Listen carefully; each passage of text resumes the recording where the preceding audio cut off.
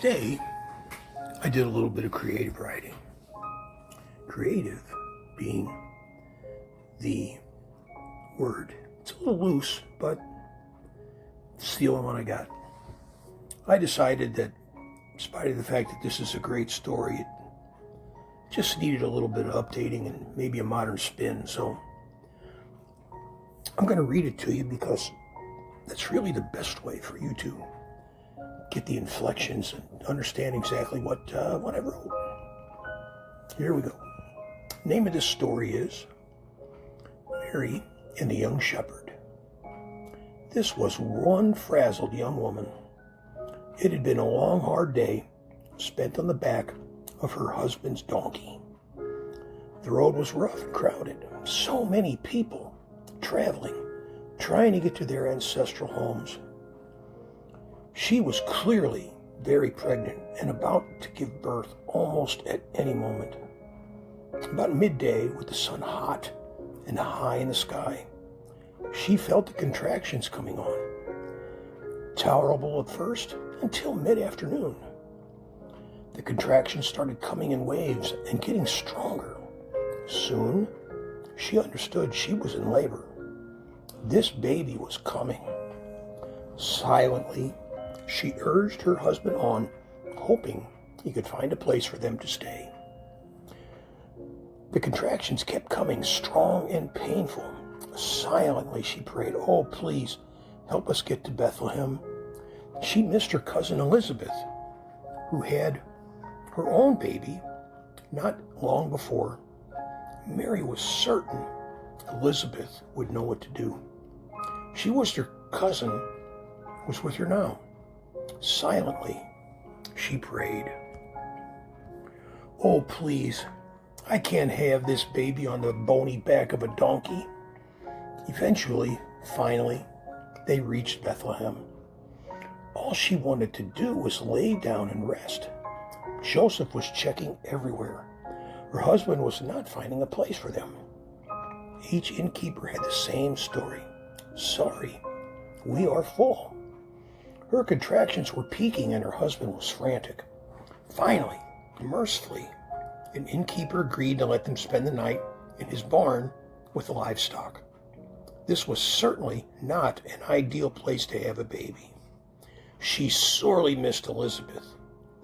Her guidance, her advice, her very presence to help her through this.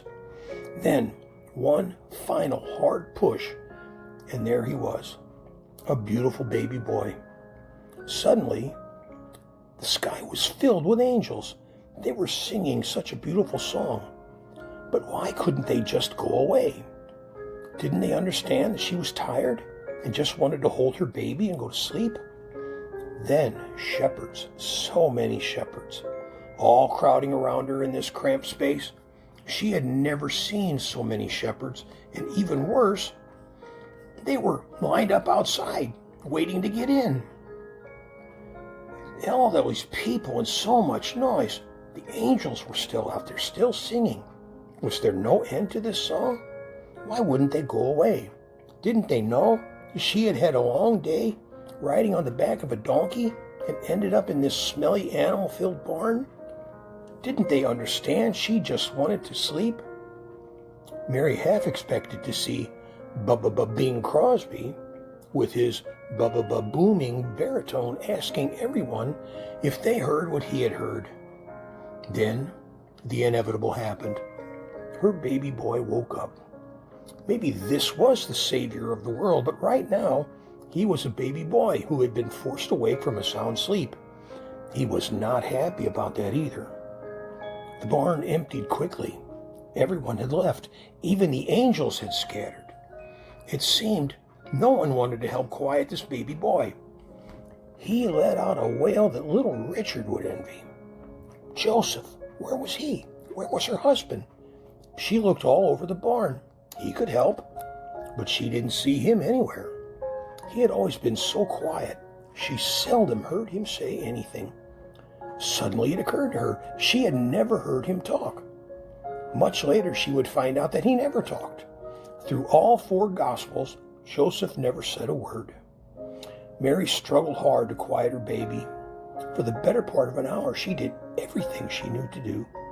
She changed him, she fed him, she paced up and down the confines of the barn, gently patting his holy bottom and saying, "Shh."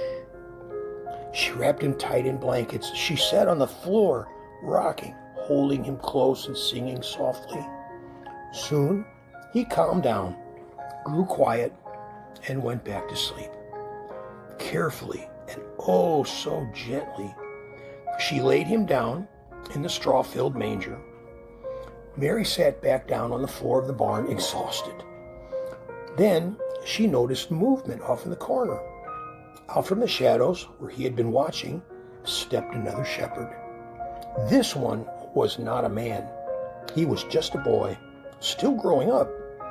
The other shepherds had carried a staff. This young boy was just an apprentice and had not been given a staff.